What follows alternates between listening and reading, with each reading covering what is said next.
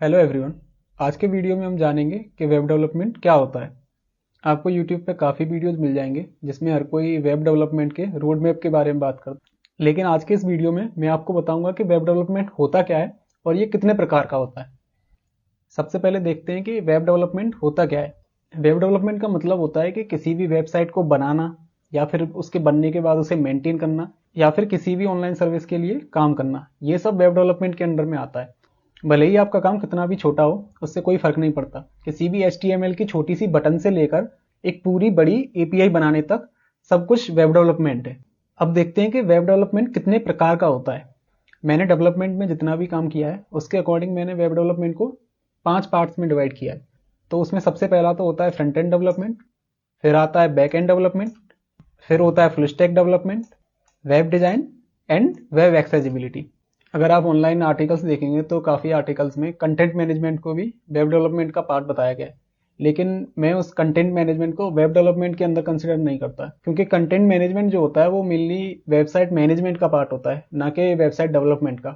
तो चलिए अब इन पांचों को डिटेल में समझते हैं कि ये क्या क्या होते हैं। सबसे पहले आता है हमारा फ्रंट एंड डेवलपमेंट। किसी भी वेबसाइट पर अगर आप जाएंगे तो आपको जो भी चीजें दिखाई देती हैं, चाहे वो कोई लिंक हो, कोई भी फॉर्म हो या फिर कोई भी हेडिंग हो, उस सबको जो भी हमें दिखता है उसे हम बोलते हैं फ्रंट एंड। जाने कि कोई भी यूजर वेबसाइट के जिस भी पार्ट को डायरेक्टली देख सकता है या फिर उसके साथ इंटरेक्ट कर सकता है, उसी को फ्रंट एंड कहा जाता है। और किसी भी वेबसाइट के फ्रंट एंड को बनाने की प्रोसेस को ही फ्रंट एंड डेवलपमेंट कहा जाता है। फ्रंट एंड को बनाने के लिए मेनली 3 लैंग्वेज का यूज किया जा सकता है, और आप इन तीनों लैंग्वेज को एक तरीके से किसी भी वेबसाइट या फिर फ्रंट एंड की आत्मा समझ सकते हैं। तो इनमें होती है, सबसे पहले होती है हमारी HTML, CSS एंड जावास्क्रिप्ट। इन तीनों लैंग्वेज की इंपॉर्टेंस समझाने के लिए मैं एक एग्जांपल का यूज कर रहा हूँ, जिसमें कि अगर हम किसी भी वेबसाइट को अगर एक हम शरीर की तरह मान लें तो उसके अंदर जो हमारी HTML जो होगी वो बॉडी के स्केलेटन की तरह होगी, जो हमारी बॉडी का जो कंकाल जो होता है। और CSS जो होगी वो हमारी स्किन होगी। अगर हम HTML और CSS दोनों को मिला दें तो हमारी बॉडी तो बन के तैयार हो जाएगी, लेकिन वो बॉडी किसी काम की नहीं होगी, वो डेड बॉडी होगी, वो कुछ भी काम नहीं कर सकती। तो जो हमारी जावा स्क्रिप्ट जो होती है वो मेन जो होती है वो हमारी बॉडी का मसल्स की तरह होती है, मसल्स और ब्रेन। अगर हम इन तीनों को मिला दें, HTML, CSS और जावा स्क्रिप्ट, तो हमारी जो वेबसाइट जो है काफी तगड़ी बन के तैयार हो जाती है। फिर आता है back and development. Server side पे हमारे जो भी ऑपरेशन होते हैं, जैसे कि डेटाबेस को मेंटेन करना, कोई भी API बनाना या फिर वेब एप्लीकेशन के लिए लॉजिक लिखना, ये सब जितनी भी चीजें जो होती हैं इन सबको डेवलप करने की प्रोसेस को ही बैक एंड डेवलपमेंट कहा जाता है। फ्रंट एंड और बैक एंड अगर इन दोनों को मिला दिया जाए तो उसे हम बोलते हैं फुल स्टैक डेवलपमेंट। जाने कि फ्रंट एंड बैक एंड दोनों पे एक साथ काम करने की प्रोसेस को ही फुल स्टैक डेवलपमेंट कहा जाता है, और जो भी फुल स्टैक डेवलपमेंट करता है उसे हम फुल स्टैक डेवलपर कहते हैं। फिर आता है वेब डिजाइन। किसी भी वेबसाइट का कोड लिखने से पहले उसे डिजाइन किया जाता है कि उसके अंदर क्या क्या एलिमेंट रहेंगे, क्या क्या कलर्स रहेंगे, कौन सी हेडिंग रहेगी, हेडिंग का फॉन्ट साइज कितना रहेगा, और इसको कौन सी जगह पर प्लेस किया जाएगा। तो ये जो डिजाइनिंग प्रोसेस जो होती है उसी को वेब डिजाइन कहा जाता है। वेब डिजाइन को जो है वो 2 पार्ट्स में डिवाइड किया गया है। एक होता है उसका UI और एक होता है UX। UI जो होता है उसे हम यूजर इंटरफेस कहते हैं। तो ये मेनली फोकस करता है कि वेबसाइट जो होगी वो कैसी दिखेगी, कि उसके अंदर कौन सा फॉर्म होगा, कौन सी हेडिंग होगी, कौन सा फॉन्ट होगा, और कौन सा डेटा कहां पर होगा, कौन सी इमेज यूज की जाएगी। इस सबको UI हैंडल करता है। और UX जो होता है उसे बोलते हैं यूजर एक्सपीरियंस। UX जो होता है वो किसी भी वेबसाइट का मोस्ट इंपॉर्टेंट पार्ट होता है।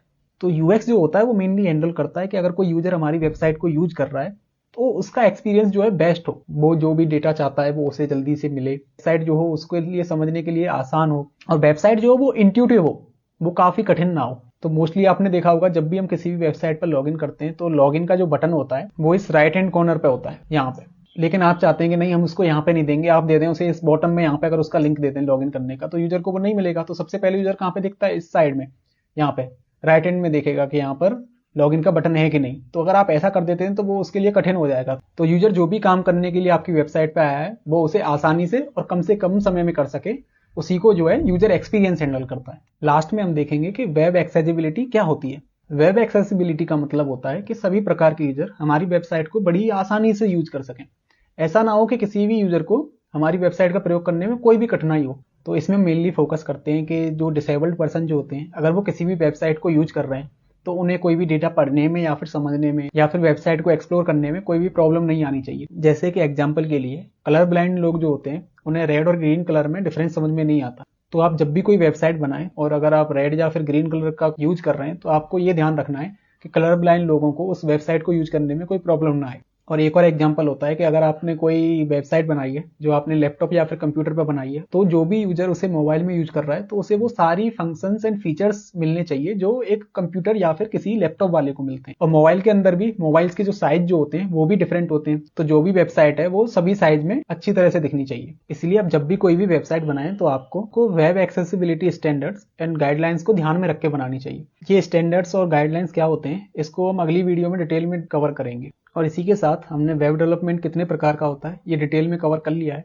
अगर आपको इसके किसी भी पार्ट में कोई भी डाउट हो तो आप कमेंट करके पूछ सकते हैं, वहां पर मैं आपको एक्सप्लेन कर दूंगा। अगले वीडियो में हम जानेंगे कि वेब फ्रेमवर्क क्या होता है। अगर ये वीडियो आपको अच्छी लगी हो तो please like, comment and share, and please channel को सब्सक्राइब करके बेल आइकन जरूर प्रेस कर दें, ताकि जैसे ही मैं अगली वीडियो अपलोड करूं तो आपको उसकी नोटिफिकेशन मिल जाए। और अगर आप सीखना चाहते हैं कि पाइथन में सारे डेटा स्ट्रक्चर्स को कैसे इंप्लीमेंट किया जाता है तो आप ये प्लेलिस्ट चेकआउट कर सकते हैं, जिसमें कि मैंने link list, double link list, stack, Q और हीप जैसे डेटा स्ट्रक्चर्स को कवर किया हुआ है।